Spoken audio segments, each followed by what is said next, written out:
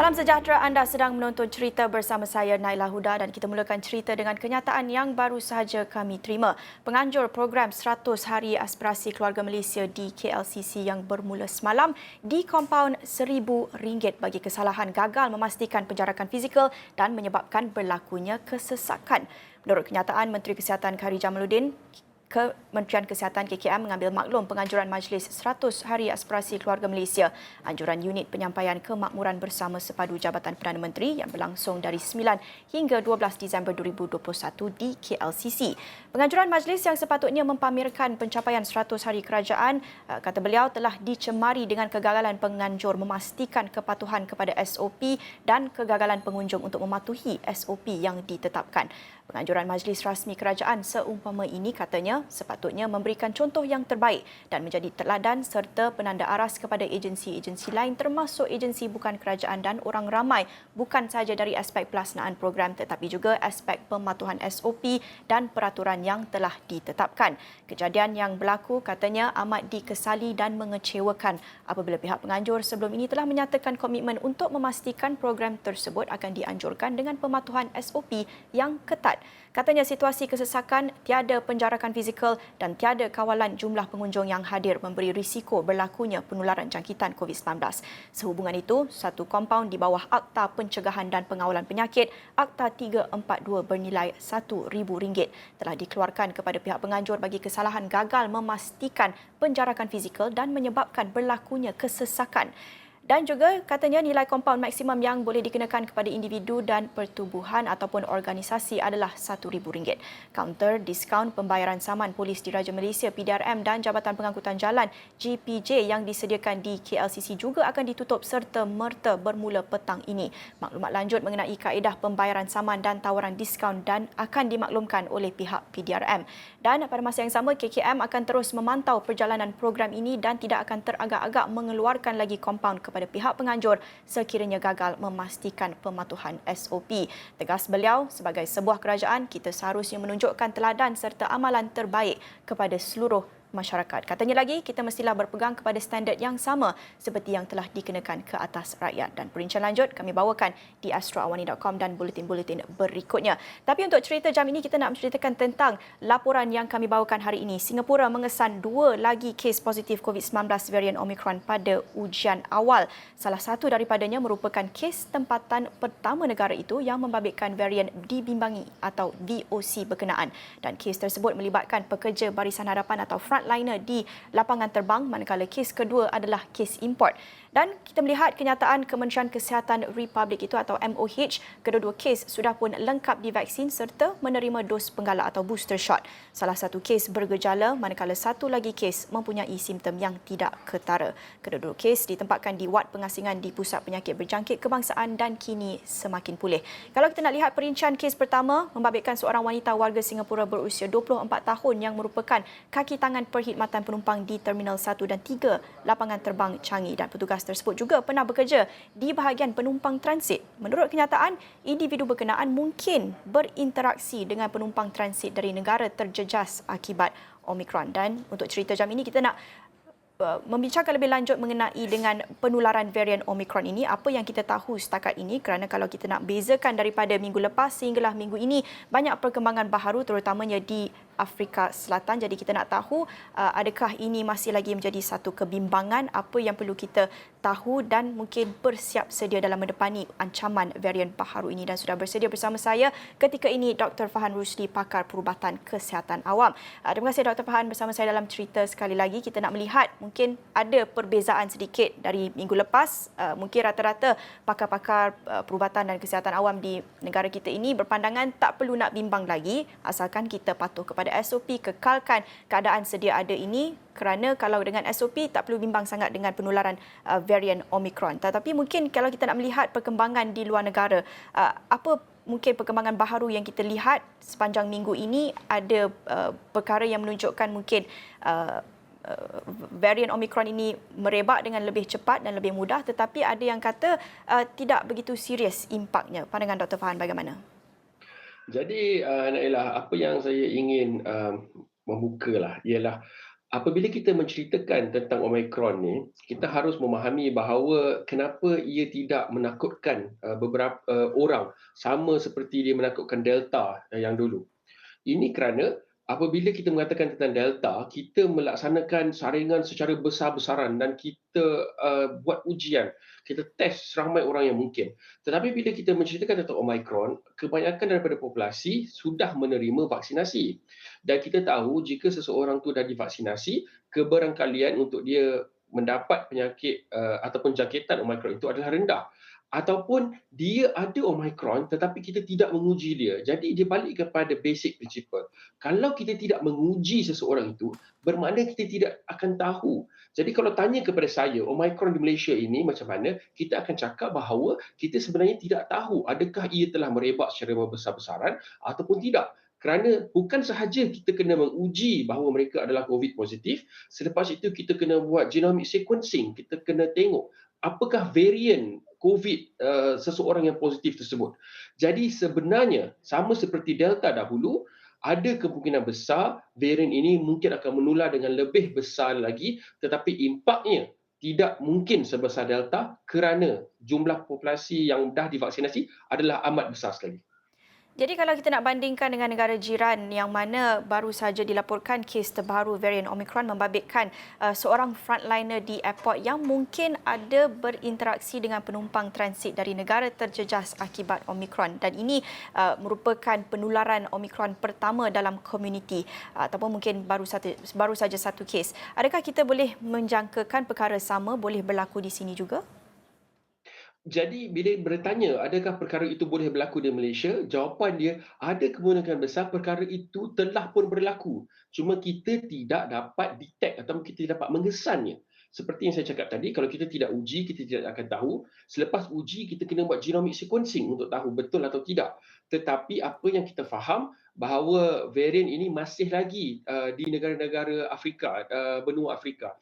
Dan kebarangkalian ia ada di negara kita adalah amat rendah, tetapi ia masih ada kebarangkalian mungkin ada di dalam kawasan kita, cuma kita tak jumpa sahaja lagi. Tetapi apa yang penting di sini dan apa yang seseorang harus memahami, kalau kita mengambil contoh daripada Singapura, orang yang terkena jangkitan itu kemungkinan daripada transit ataupun sebagainya, beliau telah memakai pelitup muka dan menjaga SOP. Dan walaupun dengan penjagaan tersebut, beliau masih lagi boleh terkena varian Omicron itu dan beliau sudah pun mencukupi booster. Tetapi apa yang kita harus ambil daripada situasi tersebut ialah beliau masih lagi dalam kawalan yang terkawal, bermakna beliau tidak masuk ke ICU dan tidak perlu bantuan pernafasan. Jadi bermakna buat masa sekarang booster ini adalah memain peranan untuk mengurangkan risiko kita daripada menjadi COVID yang teruk dengan varian Omicron ini. Tetapi apa yang kita harus ingat ialah kalau kita tidak mematuhi SOP, kalau kita tidak mengambil dos penggalak, dan kalau kita pergi ke macam kawasan keluarga Malaysia, bayangkan di situ ada satu super spreader event yang berlaku. Walaupun kita telah divaksinasi, kita tahu ia boleh merebak, dan contoh Singapura adalah satu contoh yang amat bagus sekali untuk tengok. Sebab itu saya rasa langkah yang terbaik ialah kalau kita boleh kurangkan risiko daripada penularan berlaku, kita elakkanlah risiko-risiko itu daripada berlaku. Okey, Dr. Fahan, selepas ini kita nak lihat juga bagaimana perkembangan varian Omicron di Afrika Selatan yang telah pun merekodkan banyak kes varian Omicron, tetapi ini memberi anggapan juga ataupun di laporan media antarabangsa dilaporkan sebagai gejala-gejala sederhana juga. Jadi ini mungkin diambil ringan oleh orang ramai. Tapi banyak lagi kita nak bincang selepas ini. Kita akan berhenti seketika, kembali lagi selepas ini dalam cerita.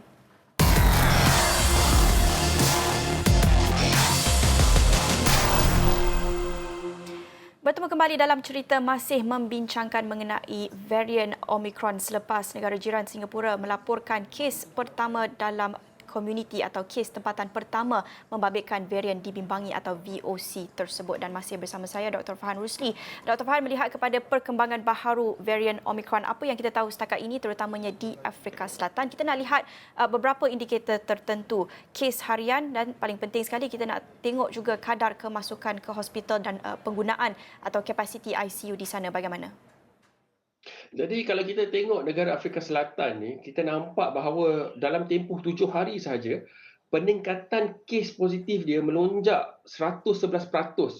Kes harian yang dilaporkan lebih daripada 62,000 kes.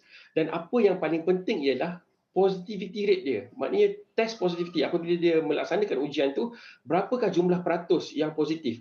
Daripada 1.2% dia naik terus ke 22.4%. Dan ini sebenarnya dilaporkan oleh WHO dan ini sebenarnya adalah sesuatu yang membimbangkan. Dan ia adalah sesuatu yang membimbangkan WHO kerana jumlah populasi di negara-negara di Afrika ini masih lagi tidak divaksinasi. Tetapi apa yang kita harus faham juga, European Union Eropah telah melaporkan lebih daripada 200 kes varian Omicron ini. Tetapi daripada kesemua kes yang dilaporkan ini, mereka adalah telah divaksinasi penuh, tetapi mereka hanya melaporkan simptom mild ataupun mild to no symptoms. Maknanya sikit saja gejala mereka. Dan ini menunjukkan bahawa Omicron ini adalah sesuatu yang amat bahaya jika tahap imuniti kita rendah. Dan kenapa benda ini penting untuk kita lihat situasi di Afrika, situasi di European Union dan di negara kita di Malaysia. Apakah kaitannya? Jadi Naila, izinkan saya. Bayangkan populasi di Afrika kurang antibody, kurang imunisasi, mereka dalam situasi yang teruk. Eropah ada vaksinasi, situasi yang okey, mild to no symptom. Malaysia, kalau Omicron ini menular di negara kita, kita faham bahawa penerima-penerima dos Sinovac selepas 3 bulan selepas dos kedua Sinovac itu, kita tahu neutralizing antibody dalam mereka jatuh amat sangat. Dan bayangkan bila ini berlaku dan varian Omicron ini ada di dalam komuniti di negara kita, apakah yang akan berlaku? Ia akan berlaku seperti Delta dahulu. Sebab itu kita tegaskan terutamanya kepada semua penerima-penerima vaksin yang telah lengkapkan 2 dos, mereka harus mengambil dos penggalak. Kalau tidak, bayangkan berapa juta rakyat Malaysia yang akan tamat temoh, kita panggil apa, good antibody response mereka selepas 3 bulan menerima Sinovac. Kalau mereka tidak mengambil dos penggalak, varian Omicron ini ada, kita akan kembali ke situasi kita pada tahun yang lepas. Selain daripada mempromosikan dan menggalakkan lagi pemberian dos penggalak ini, apa lagi alat-alat tools yang perlu kita sediakan dalam kita mendepani ancaman varian Omicron? Kerana kita tahu, kita melihat kepada penularan varian Delta yang masih lagi kita belum tahu secara sepenuhnya impaknya kerana kita tidak melakukan saringan ujian ataupun penjujukan genom yang sepenuhnya pada setiap kes. Tapi kita sudah pun melihat ketika Delta menular betapa besar impaknya kepada sistem kesihatan negara kita. Kalau kita melihat varian Omicron ini menular, apa lagi tools yang perlu kita siapkan selain daripada dos penggalak?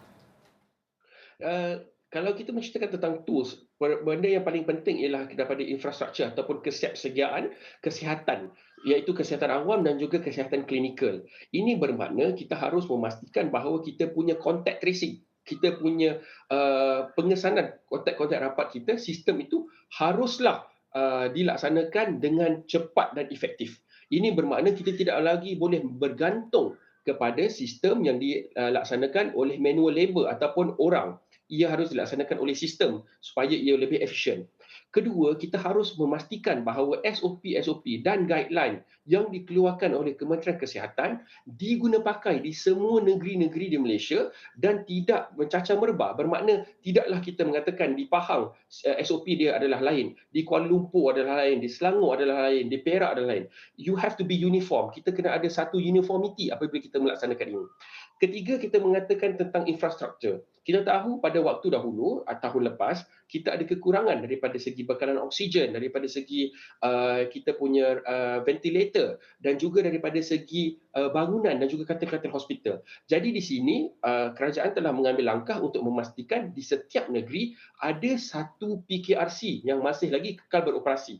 Tetapi sekarang kita harus menumpukan kita punya resources untuk memastikan bahawa PKRC ini boleh juga menampung kes-kes COVID-4 atau 5 dan memastikan kita boleh, kalau ada outbreak yang sangat besar, kita cukup kapasiti daripada segi infrastruktur. Kita tidak mahu lagi mendengar cerita kita sudah breaking point, kerana pada waktu sekarang kita ada amaran yang awal. Jadi kita harus bertindak balas dengan cara yang betul. Okey, baik, terima kasih. Itu tadi Dr. Fahan Rusli mengulas mengenai laporan dari negara jiran Singapura yang baru sahaja melaporkan kes tempatan pertama membabitkan varian Omicron. Dan itu sahaja perkongsian untuk cerita jam ini bersama saya Nailah Huda. Kita jumpa lagi. Salam hormat.